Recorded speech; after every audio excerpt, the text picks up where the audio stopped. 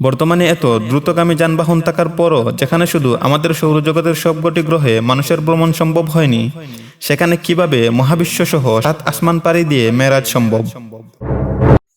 2.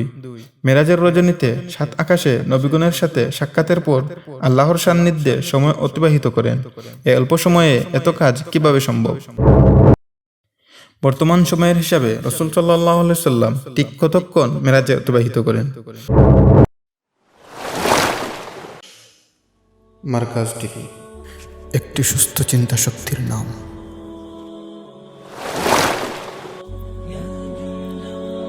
সুবহানাল্লাযী আসরা বিআবদিহি লাইলাম মিনাল মাসজিদিল হারাম ইলাল মাসজিদিল আকসা الذي باركنا حوله لنريه من آياتنا إنه هو السميع البصير। পরম মহিমাময় সত্তা তিনি, যিনি স্বীয় বান্দাকে রাত্রিবেলায় ভ্রমণ করিয়েছিলেন মসজিদে হারাম থেকে মসজিদে আকসা পর্যন্ত, যার চারদিকে আমি পর্যাপ্ত বরকত দান করেছি, যাতে আমি তাকে কুদরতের কিছু নিদর্শন দেখিয়ে দিই। নিশ্চয় তিনি পরম শ্রবণকারী ও দর্শনশীল। বিশ্বনবী সাল্লাল্লাহু আলাইহি ওয়াসাল্লামের মেরাজ কুরআন নাজিলের প্রথম যুগে যদিও কাল্পনিক ছিল, কিন্তু বর্তমান এই আধুনিক বিজ্ঞানের যুগে তা স্পষ্ট সত্য বলে প্রমাণিত। আজকের বিষয়বস্তু হচ্ছে বিজ্ঞানের দৃষ্টিতে বিশ্বনবী সাল্লাল্লাহু আলাইহি ওয়াসাল্লামের মেরাজ। বোঝার সুবিধার্থে আমরা তা 3টি প্রশ্নের আলোকে আলোচনা করব। প্রশ্নগুলো হচ্ছে: 1. বর্তমানে এত দ্রুতগামী যানবাহন থাকার পরও যেখানে শুধু আমাদের সৌরজগতের সবকটি গ্রহে মানুষের ভ্রমণ সম্ভব হয়নি, সেখানে কিভাবে মহাবিশ্বসহ 7 আসমান পাড়ি দিয়ে মেরাজ সম্ভব? 2. মেরাজের রজনীতে 7 আকাশে নবীগণের সাথে সাক্ষাতের পর আল্লাহর সান্নিধ্যে সময় অতিবাহিত করেন। এই অল্প সময়ে এত কাজ কিভাবে সম্ভব? বর্তমান সময়ের হিসাবে রাসূল সাল্লাল্লাহু আলাইহি সাল্লাম ঠিক কতক্ষণ মেরাজে অতিবাহিত করেন? উল্লেখ্য যে মেরাজ সম্পর্কে একটি হাদিসে রাসূল সাল্লাল্লাহু আলাইহি সাল্লাম বলেছেন, তিনি যে বিছানা থেকে উঠে মেরাজে গিয়েছিলেন, ফিরে আসার পর তার বিছানা তখনও উষ্ণ ছিল। একথার মাধ্যমে আপনি অনুমান করুন কতটুকু সময় বিশ্বনবী সাল্লাল্লাহু আলাইহি সাল্লাম মেরাজে ছিলেন। আর তা আমরা এই ভিডিওটিতে 3টি প্রশ্নের মাধ্যমে শুনতে যাচ্ছি। আমাদের প্রথম প্রশ্নটি হচ্ছে: বর্তমানে এত দ্রুতগামী যানবাহন থাকার পরও যেখানে শুধু আমাদের সৌরজগতের সবকটি গ্রহে মানুষের ভ্রমণ সম্ভব হয়নি, সেখানে কিভাবে মহাবিশ্বসহ 7 আসমান পাড়ি দিয়ে মেরাজ সম্ভব? বোঝার সুবিধার্থে এর উত্তর এভাবে দেওয়া যায়: আইনস্টাইনের আপেক্ষিক সূত্র মতে সময় সবার ক্ষেত্রে সমান নয়। যেমন ধরুন, আপনি পৃথিবী ভ্রমণ করার ইচ্ছা পোষণ করলেন। আপনার হাঁটার গতি যদি দৈনিক 5 কিলোমিটার হয়ে থাকে, তাহলে পৃথিবীর পরিধি অনুসারে আপনি যে স্থান থেকে ভ্রমণ শুরু করবেন, ওই স্থানে আবার ফিরে আসতে আপনার সময় লাগবে প্রায় 7 বছর। আপনি যদি দৈনিক 1000 কিলোমিটার গতিসম্পন্ন একটি বাস দ্বারা ভ্রমণ করেন, তাহলে আপনার সময় লাগবে প্রায় 13 দিন। আর আপনি যদি একটি উড়োজাহাজের সাহায্যে পৃথিবী প্রদক্ষিণ করেন, তাহলে আপনার সময় লাগবে প্রায় 2 দিন। আর আপনি যদি রকেট দ্বারা এ পথ অতিক্রম করেন, তাহলে আপনার সময় লাগবে 16 থেকে 17 মিনিট। আর আপনি যদি আলোর গতিতে পৃথিবী প্রদক্ষিণ করেন, তাহলে আপনি 1 সেকেন্ডে 24 বার পৃথিবী ভ্রমণ করতে পারবেন। কিন্তু বিশ্বনবী সাল্লাল্লাহু আলাইহি সাল্লাম তো পৃথিবী ভ্রমণ করেননি। তিনি ভ্রমণ করেছেন এই মহাবিশ্বে ছাড়িয়ে আরও অনেক দূরে। আর মহাবিশ্বের শেষ সীমা সম্পর্কে বিজ্ঞানীরা এখনও সিদ্ধান্ত গ্রহণ করতে পারেনি। তবে বিজ্ঞানীরা যতটুকু অনুমান করতে পেরেছে, তার দূরত্ব 20 বিলিয়ন বর্ষ, অর্থাৎ আলোর গতিতে গেলে ওই পথ যেতে সময় লাগবে 20,000 কোটি বছর, যা আমাদের জন্য কাল্পনিক। কিন্তু বিশ্বনবী সাল্লাল্লাহু আলাইহি সাল্লাম তো আলোর গতিতে ভ্রমণ করেননি। তিনি ভ্রমণ করেছেন বুরাক নামক বাহন দ্বারা। আর বুরাক শব্দটি এসেছে আরবি বারকুন শব্দ থেকে, যার অর্থ হচ্ছে বিদ্যুৎ। এ কারণে বুরাক এর অর্থ ধরা যায় স্বয়ংসম্পূর্ণ বিদ্যুৎ গতি সম্পন্ন, যার শক্তি দ্বারায় পৃথিবী সৃষ্টি থেকে এখন পর্যন্ত পৃথিবীর আকাশে যে পরিমাণ বিদ্যুৎ চমকেছিল, সব মিলিয়ে যতটুকু শক্তি হবে, বুরাক ঠিক ততটুকু শক্তি সম্পন্ন। এ বিষয়টিও আমাদের কল্পনার বাইরে।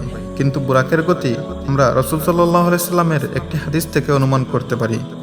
রাসূল সাল্লাল্লাহু আলাইহি সাল্লাম একটি হাদিসে বলেছেন, আমি চোখে যতটুকু দেখছিলাম, বুরাক মুহূর্তে সেখানে পৌঁছে যাচ্ছিল। আমরা সাধারণ মানুষ আকাশের দিকে তাকালে লক্ষ আলোকবর্ষের চেয়েও দূরের নক্ষত্র দেখতে পাই। আর যিনি সর্বশ্রেষ্ঠ মানব, তার দৃষ্টির শেষ সীমা কতটুকু? বুরাক যখন মুহূর্তেই সেখানে পৌঁছে যাচ্ছিল, তখন তার গতি কতটুকু একটু অনুমান করতে পারেন। আপনি অবশ্যই বুঝতে পারবেন কিভাবে বিশ্বনবী সাল্লাল্লাহু আলাইহি সাল্লাম এর দূরের পথ পাড়ি দিয়েছিলেন। এবার দ্বিতীয় প্রশ্ন আসা যাক। আমাদের দ্বিতীয় প্রশ্নটি ছিল, মেরাজের রজনীতে সাত আকাশে নবীগণের সাথে সাক্ষাতের পর আল্লাহর সান্নিধ্যে সময় অতিবাহিত করেন। এই অল্প সময়ে এত কাজ কিভাবে সম্ভব? এর উত্তর হচ্ছে সেই আগের সূত্র। সময় সব স্থানে সমান নয়। এই পৃথিবীর জন্য যা 1 সেকেন্ড, তা মহাবিশ্বের অন্য গ্রহের জন্য 1000 বছরও হতে পারে।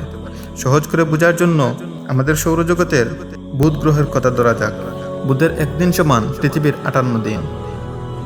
অর্থাৎ যে কাজ করতে পৃথিবীতে আপনার 58 দিন সময় লাগবে, বুধে ওই কাজ করতে আপনার সময় লাগবে মাত্র 1 দিন। প্রিয় দর্শক, আমি মহাবিশ্বের বাহিরের কোনো স্থানের কথা বলিনি। আমি এখনো আমাদের সৌরজগতের গ্রহ বুধের কথা বলছি।